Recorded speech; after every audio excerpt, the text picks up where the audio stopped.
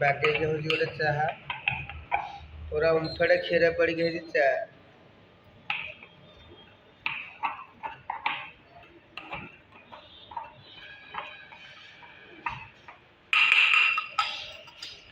ଗୋଲମରିଚ ଗୁଣ୍ଡ ପଡ଼ିଗଲା।